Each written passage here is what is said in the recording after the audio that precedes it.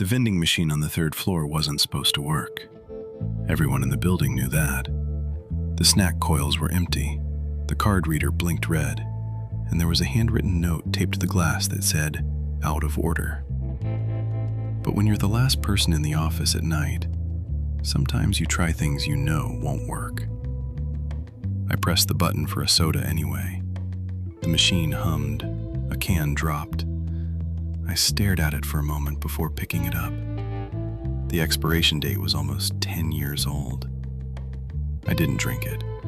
I set it on the desk beside me and went back to work. A few minutes later, the machine clunked again.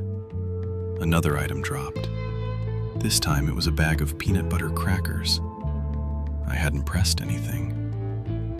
I walked over and looked through the glass. Still empty, still marked out of order. Then the machine rattled again.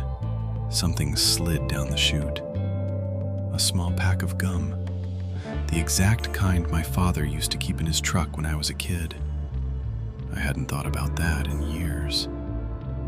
The next item was a chocolate bar, the same brand my ex used to leave on my desk every Friday. My stomach tightened. The machine buzzed again. Another drop. This time, it was a tiny plastic toy ring, the cheap kind you get from grocery store dispensers. I froze. I hadn't seen one of those since the night I proposed. I stepped closer to the glass. "You're not plugged in," I said quietly.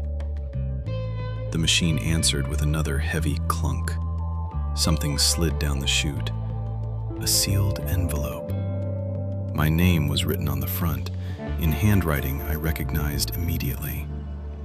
Mine. Inside was a folded piece of paper. One sentence. "Don't go to work tomorrow." For a long time, I stood there holding it. The vending machine stayed silent.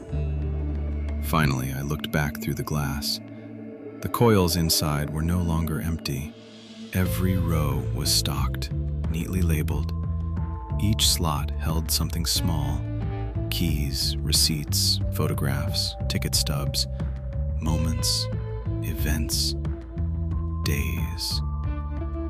The lowest row had only one item left: a white mortuary toe tag, printed neatly in black ink, with tomorrow's date and my name.